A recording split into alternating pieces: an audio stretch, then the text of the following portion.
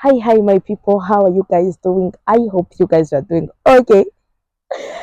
So, tugomba tuvugane kuri influencer, influenceur ku ntebe y'imbere n'abantu mukurikirana aba influencer mwese muzi hano ku ntebe y'imbere kugira ngo dushobore kuyaga.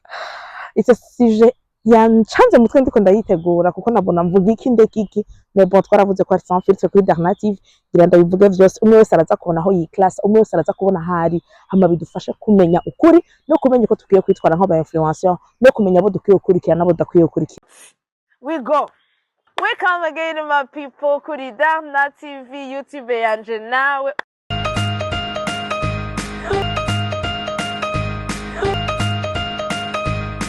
Welcome to my YouTube channel. Hi, my people. How are you guys doing? I really hope you guys are doing okay. So, uno munsi n'ibintu byo kuri kamera, mukabona video imeze ukuntu, mvurize message kubera ko sinashoboye kuronka umuntu umwe kamera. So, I'm covering myself and I will do this video no matter what. So, guys, I hope this video irabona. I hope irabona. Welcome again my people kuri Darnative. Tuyagiye ku buzima bw'aba influenceur.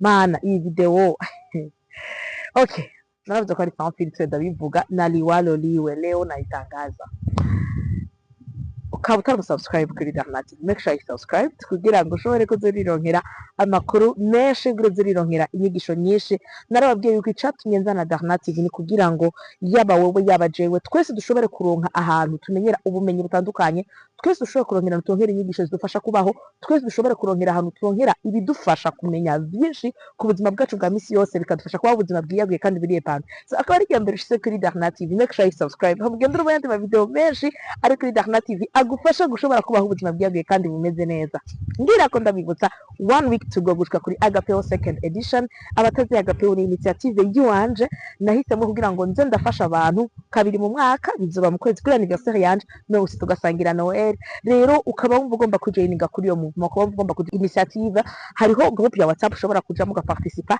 nyandikira kuri iyi nimero kugira ngo ushobore kuronka access kuri group ya WhatsApp mugabo ushobora kuronka n'amakuru ukeneye societe on direct tugende kuri live CJ uno munsi mbashaka ko tuvugana kuba influencer aba influencer batugira ko nico umuntu mu buzima akwiye gukura ku mu influencer nuko umuntu akwiye kwigenza papa ya influence yoyo canke uriya turafise twese aba influencer dukunda turafise twese abantu dukurikirana batwinspira ariko ngo baguhagarara ku kintu kivuga ngo iyo kenshi ibintu turaba canke ibintu twumviriza biragira ico bizanye mu buzima bw'iwacu biragira impact bigize mu buzima bw'iwacu biragira influence bigize mu buzima bw'iwacu mbi canke nziza bivaye n'ivyo turiko turakurikirana uno munsi rero ngomba guclassa selon moi aba bad influencer n'aba good influencer hama wewe uraza guhitamo fa ya video ati je kuvuno munsi abasinze bakurikirana abanje bakurikirana so aba bad influencer n'aba influencer bameze gute aba good influencer n'aba influencer bameze gute kubwi wanje umu bad influencer ni wa muntu akwa influencinga kukwereka yuko ubuzima ari ikintu coroshe butandukanye kwereka umuntu ko ubuzima ari ikintu coroshe no kumotivatinga umuntu kugira ngo nomara uko bimeze kose ategerezwa kubandanya bategerezwa kurwana n'ubuzima umu influencer ni wa wundi akoresha visibility afise canke ubwiza afise canke amafaranga afise kugira ngo yendize abantu alors mu kubereka yuko la bonne vie nakaba la bonne vie ni ibintu vyiza gusa umu influencer mubi ni wa wundi atigera yerekana faiblesse yiwe niyo wundi atigera yerekana ibihe bibi byiwe niyo wundi yamerekana yuko ubuzima c'est comme la c'est kuri plage byama kuri plage byama bimeze neza umu influencer mubi ni wa wundi atakintu na kimwe akora kugira ngo ahindure ubuzima bw'abandi nta na kimwe aba yumva yuko ikintu cyose akora niwe n'amafaranga n'ibindi n'ibibi na biriya bitandukanye yama yishira imbere muri byose yamagerageza kwishira imbere wewe abikora just nka business ntabikora nk'ubuzima murazi iyo turiko turaraba aba influencer bamwe tuzoze sinostawugira video nambaye ipantaro cyangwa nikora mu mifuko iyo turiko turaraba aba influencer bamwe ariko ndocheka n'umusazi kweli andiko ndisarana kujya n'umuntu yakora kamera I love you guys kindly subscribe kubera mwangitse umusazi iyo turiko turaba influencer bamwe hariho umu influencer ashobora kwereka yuko ubuzima ubayeho si bwiza kubera iki ubuzima bwiza no gusohoka, ubuzima bwiza no kwambara impuzu ziri zizimvye ziri expensive, ubuzima bwiza no kwama uri ahantu hameze neza, ubuzima bwiza no kwama uriko uraja hariya hari class. Arivyo bica bingarukana kuri ya video nakora ubuheruka nifuza ko woja kuraba, biza gutuma ugwaruka rwinshi no musi tubayeho ubuzima bubabaye, kubera ko tugomba gukora burya tubona ko ba influenceur. Kuwa mbere nje muri aka kabare, kuwa kabiri nje ngaha, kubera iki wewe wariko arapostinga. Let me give you spoiler gato, ndababwira ikintu nibaza ko naho mwarema muri mukizi, ariko ndakibara. Basha burya buzima batwereka sibwo babayemo. Yo man, burya buzima batwereka sibwo babayemo muri sense yayo. Hajya baba bari mu kazi, nyene hotel canke nyene restaurant aba yamurisha kugira ngo agire publicity. So ntagenda gukonsoma amahera yiwe, ari mu kazi kiwe, sivyo? Ari mu kazi kiwe. Nibaza yuko ataronse iyo publicity canke ataronse ayo mafaranga, hari n'umwe ashobora kwama ari kuri garden misi yose, keke tukunda ba publicity, ashobora kwama ari ahantu hazimvye misi yose. Oyaha, do you think yuko barafise amahera kuko bararonka ubuzi? Bamwe mugabo si bose. Abandi bakorera bijya nyene mbona bariko bararya, abandi bakorera bijya nyene mbona bariko baranywa, abandi bakorera bijya nyene babunamwo barimwo. Wewe uri umunyeshure canke uracara kurirondeza ubuzima, ugaca wumva ugomba kwikompara kugira ngo udupostingire kuri Snapchat nka bijya bajya baposta bibereye mu kazi, ugaca wumva ushaka kwikompara nabo kora bakwe influencer. Utegeza kuja muri branch iharawe iri ngaha, bakoresha amahera menshi ntayufise, ugasanga ubuzima bwawe nturi kuriyumvira kazoza. Mugabo ugomba guhagarara gukora bijya bajya ba influencer ukunda bariko barakwereka, ugomba guhagarara gusubiramwo bya lifestyle yabo bariko barakwereka.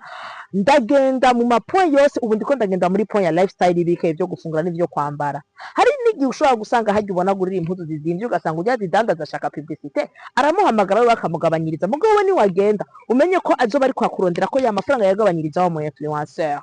Ico cyose kuvuga ngaha n'igiki, n'essayez pas de vivre la vie aba influenceur tubereka, n'essayez pas yo kugerageza kubona yuko burya nibwo buzima bwiza. Oyaha, ubuzima bwiza si ubuzima bw'aba influenceurs, si ubwo kurya ibintu bizimvye misi yose, si ubwo kwambara impuzu zizimvye. Ubuzima bwiza ni ubwo kubaho mu mahoro, ni ubwo kubaho uri free. Basha benshi muri bo après yahajya mubona inyuma y'amakamera n'abantu bari triste. Wewe bibaza ngo biroroshe kwa muri oblige kwa musa neza ufise makeup juste kugira ngo abantu bakubone ko ari bien. Wewe bibaza ngo biroroshe kwa wambaye impuzu ziri chic. Hariho n'abatiri impuzu kugira babereke yuko ni vya bindi mumenyereye, ni vya bindi mushaka. Hariho bari mu madeni yuzuye kubera iki influence yabigumira ngaha anya barinde brand kujya babivuga. Karaba bayeho ubuzima bubabaje because they are living a lifestyle itari yabo uko bukeye nuko bwije kugira babaprovinge mwebwe. Icya kabiri, wibaza yuko ari abantu badahura n'ama challenge. Umu influencer w'umundi mubi ni wa wundi afata ama challenge yiwe hakuyakoresha kugira ngo yigisha abantu, akivictimiza kugira ngo nk'ubufasha. Simbona ingene ashobora kugifasha, simbona ingene ashobora kugisekitira kugira ntikomeretsa abantu bamwe. Mais bon, hariho abantu bahura n'ibibazo ugasanga je ndakunda kubabwira ingorane zanshikiye Jose, mugabo sinigera nza kuzivuga ntarazivamwo nkuremwo lesson nige. Tonke ikintu nje kubasharinga, tonke ikintu nje kugira ukuntu nuko. Mugabo ari umuntu usanga akubwira ngo jewe ngo narahuye ngo n'ikibazo iki niki kubera ivyo adazi ko mukunda ibi mutampaye ibisi uzosubira gukora ibi na biriya n'ibindi bikurikirana. Ugasanga ari muri position urakeneye ko tubonana kugira bikunde, je urazi ko bajana hariho hose mpa mahera ya taxi. I mean, there's a lot of people on my Instagram tuvugana every single day. Bambwira ati nabonye video yanyigishije, can you help me out? And I do it n'umutima mwiza. Sindi ko ndavuga ko ndi mu influencer mwiza, ariko ndiko mvuga yuko ikinyegeje nyuma y'ama video yanje, ikinyegeje nyuma YouTube channel yanje, ikinyegeje nyuma Instagram yanje no gufasha imitima, no gufasha imibiri, no gufasha ubwenge bw'abantu kugira ngo batere imbere. I really need to see people change their lifestyle mugabo muri kote iri positive. I don't want to use people as an influencer. Oh yeah, I want people to use me as an influencer. Sinzi kuco cyongereza kimvuze kibaho mugabo ndashaka ko mutahura yuko iyo uri umu influencer hariho benshi bakwigira ko byinshi, hariho benshi ukiza ubuzima, hariho na benshi wica ubuzima. Hari aba influencer babereka ubuzima yuko ari kuva kuwa mbere gusohokera naha, ariko ntibigera babereka ubundi buzima bwo buzima babayemo ayo mera yo gusohoka aho bayakura. Ugatangura kuja gusambana bwiro nk'ayo mafaranga, ugatangura kuja kurondera umuntu bamwe mu kibano muhiri wanyu. Ndani amahoro umuvyeyi yanyegereye yarambwira histoire ndabasharingira ngaha yambabaje. Yarafite umwana akijijwe kandi asenga, hama uwo mwana asangura gukurikirana umuntu akijijwe kandi asenga ngo mu influencer ngaho iwacu. amwe araba ubuzima bwiwe acagerageza gutangura kugerageza kubaho bwa buzima bwa wa muntu asohokera hamwe asohokera kubera agira iki amwespera nshatse kubwira aba influencer ingene mwisha ubuzima bw'abantu mutabizi ubwo birafiye iwabo barakenye nta mahera bafise aca yadukana ingeso y'abashuga daddy hamwe mama wiwe byaramubabaje cane gose aca yumva ariko aravuga ngo na jewe ngo arankurikirana ngo arankunda ngo mugabo jewe ngo mbayeho ubuzima buri cheap ngo simba nkwiye kwerekana ngo ngiyo muhira budafise na karongo ivumbi mbamwo ngo mba nkwiye kunyegeza ubuzima ngo nkabereka ubundi buzima ibintu byinshi je nishuye la mama ndamubwira ati I will never stop showing people inzu yandi idafise amakaro kuko niyagira amakaro nzobura intahe foke babona hajya nyene hadafise amakaro hajya mukira nyene hadasize nyene kugira ngo niyo imana yabikora amine hakaja amakaro hakajisima hazobe hasa neza uwo mwana uno munsi ngo mama we ntakimugonda uwo mwana yego yaraguze umuduga mugatahira ko bwije mama we ararushe kandi uwo mwana vrima bayeho ubuzima kuri we bwiza mugo mama we wamwumvira ikigongwe mama we wamwumvira ikigongwe kuko awagenda no munsi siwe bagenda nejo kubera iki ako trying guprovinga ko trying kubaho ubuzima bw'umuntu influencer wo ngaho iwaca kurikirana abona bayeho ubwo buzima mama we kamaze none gute kubera iki utakija gusenga ngo ndasenga ngo mugabo ngo si bya misi yose ngumva ngo bijya rimwe nababwira byo bakitwa bari moderne ngo bijya ngurumva ngo biravana ngo nkiyo nafise ngo branch njamwo ngo dushobora kuja gusenga muga ndayifise ngo mbanaryamye ndushe camvyuka n'ibindi byinshi nashobora kuza kuvuga ngaso icyo nshaka kuvuga ni aba influencer bamenye yuko hariho abana muri ko muri ciro ubuzima mu kubereka yuko every single time they need to spend the money they don't have muri ko mbereka yuko every single kandi rero ugaca usanga nawe ubwiwawe urabitwa amahera sayi wawe urabizi yuko uri kurakora business urabizi yuko uri muri publicity uri kurakora akazi uwo muntu yakurisha kugira ngo ukora ako kazi ugasanga kuva kuwambishwa kwa Mungu upostinga uri kura spending amahera ariko na musi no muri gera wimbira wasifata ka video bwira abantu tuje mba ndi mu kazi naronse publicity aha nimibaza ngo na mahera yiwanje kugira batahure yuko ari akazi kiwawe ico ni cambere ica kabiri naco abantu mubesha abantu yuko ubuzima ari ejo nahunzi ushobora gupfa umwanya wari wo bose ugaca usanga umuntu abayeho ubuzima bwo kwiheba mana ugasanga umuntu abayeho ubuzima buri bumwe ngo nta myaka 100 ngo ibihumbi 100 ntibigura umuduga hari amateka mama ntigera ntahura umuntu akabaho arushe kubera ariko agerageza kuryoha akwaje kiryoha icambu ca mutima ari mu kiryoha abandi barasohotse nanje ndasohotse you have a family to sustain umuryango wawe urindiriye wewe bashanda babwira ikintu kimwe hari itandukaniro dukwiye kumenya bamwe muri twebwe imiryango irindiriye twebwe kugira itera imbere bamwe muri twebwe abavyeyi bawe barindiriye kugira bivuze bamwe muri twebwe abo muvukana barindiriye kugira batera imbere imana yaraguhezagiye kugira ngo uhezagira umuryango ariko wabo mugendana imiryango yabo bayahezagiwe kuva kera bari mu nyungu bariko bajya ibyo bapabo bakoreye bariko bajya ibyo abama wabo bakoreye mukiri wabo nta kibazo c'amafaranga bafise ariko we kubera agatana kawe kuburirindi canke agatana kawe kibi na biriya imana ishaka yuko ufasha umuryango mugano ushobora kuwufasha kubera iki uri kugerageza kubaho bwa buzima bwa mu influencer wewe naho yabaye mu influencer ava muri famille yifise wewe naho yabaye mu influencer afise abo bavukana bari hanze bamuha amafaranga so shaka kuvuga iki abo influencer tugerageza gukurikirana they have a life behind twe tutazi barafise abantu babafasha twe tutazi barafise ibintu bibafasha barafise ibintu bagenderamwo twe tutazi and let me tell you something bararuha nabo mugana ashobora kuza kukwereka ariko ararira mwijoro ngo kubera contrat ya Felix ntashobora kuza kukwereka ariko ararira mwijoro kubera yarusha no kubandanya faking ubuzima ntashobora kuza kubikwereka kubera nagomba kwereka yuko ababara nagomba kwereka yuko afise ubundi buzima ku ruhande ashaka kwereka yuko ubuzima bwe buri perfect ashaka kwereka yuko ubuzima bwe n'umunezero nawe ugashaka kubaho bwa buzima bujya nyene umve bane bamama ndabahanura ariko mwabayeho ubuzima bwanyu wogerageza gutahura ubuzima bw'iwawe ukabubaho uko nyene nta muntu numwe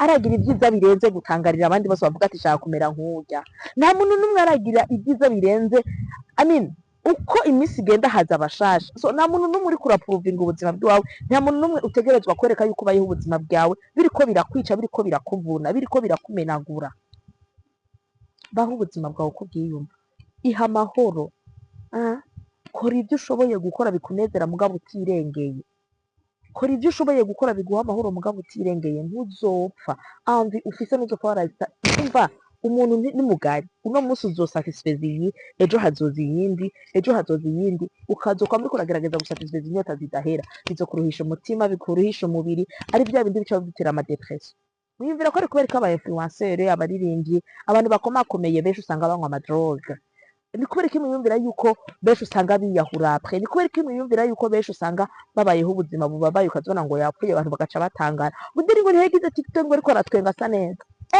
Behind that camera, behind ivyo uri kurabona arafise ubundi bubabare, arafise ahandi atarashika, arafise amapungufu yiwe adashobora kuza kukwereka wewe. So mu gihe uri kurakurikirana umu influencer uwo ari we wese mukurikirana ubwenge, mu gihe uri kurakurikirana umu influencer uwo ari we wese mukurikire utitakaje, udakeneye kumufata nka wewe, udakeneye kwishira mu kibanza ciwe wibone nk'uko umenga uriwe.